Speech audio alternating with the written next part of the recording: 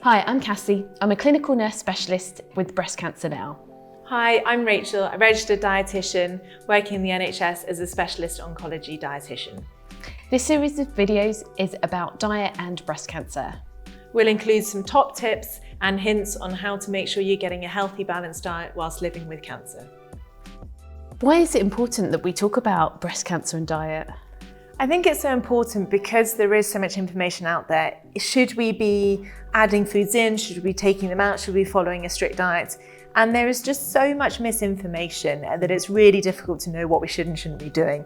But actually what we do recommend is following a healthy, balanced diet. We're following the guidance of the Eat Well plate, but also realise that there is an element of moderation and the enjoyment of food is really important as well. How important is a healthy diet for people living with breast cancer? A healthy diet is always important where you can. And we do recommend having a nice balanced diet, including lots of fruits and vegetables, carbohydrate and protein. But it's also important to recognise there might be sometimes that it's not that easy or attainable to get that balance in your diet, and that's okay.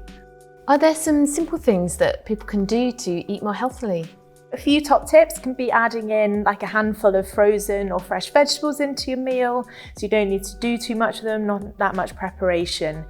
Another thing that you can do is consider switching to some plant-based alternatives for your protein source. One thing I like to do is, for example, with bolognese, go for half mint and then half lentils. It's a great way to bulk out the meal whilst also reducing the saturated fats. Another healthy tip is being prepared with your snacks. So making sure you've got some things available, things like your mixed nuts or popcorn as we've got here, can be great to pop in your bag so that actually you can then end up choosing some healthier options when you're out and about or at home. And how about if somebody's following a vegan or a vegetarian diet? A vegan and vegetarian diet can be really great and balanced. However, it does take a little bit more planning because there are some nutrients that can be a little bit more difficult to obtain through those diets. So what I would recommend is having a look on the Vegetarian or Vegan Society websites, as they've got lots of great information there. One thing especially to look out for and think is protein, because that can be a little bit more difficult to obtain. So making sure you're having a source with each meal would be a top tip. And do you have some examples of some good sources of protein? So you've got a really great selection of meat alternatives that are available. So things like tofu or tempeh, for example, or a couple using beans and lentils can be a great option, as well as nuts and seeds can be other good things you can add to boost up that protein intake. And is it possible to follow a healthy diet when you're living on a budget? Yeah, absolutely. But you might need to be a little bit more savvy about this. So some top tips can include using things like frozen or tinned vegetables, because they can be a great way just to add in last minute to your meal and have a longer shelf life. If you want to have fresh fruits and vegetables, then choosing something that's in season can make it tastier and also cheaper.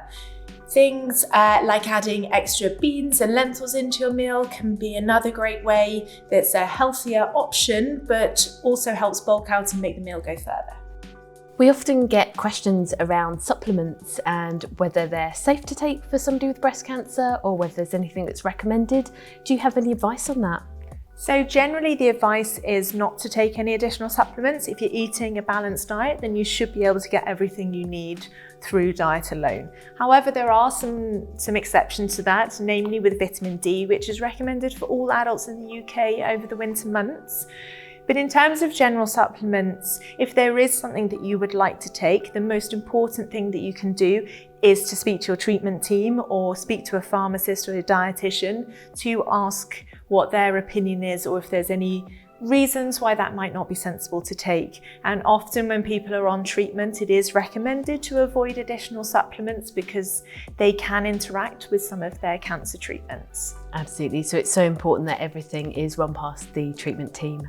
Yeah, absolutely. And if you are taking something and you're not too sure, just ask and they can always give you the reassurance or recommend alternatives if needed. Fantastic. If you have any questions or concerns about diet or breast cancer, or you're considering making major changes to your diet, then we would recommend contacting your GP or treatment team. You can also contact us at Breast Cancer Now, and you can do that by contacting the nurses via the helpline or through our Ask Our Nurse service.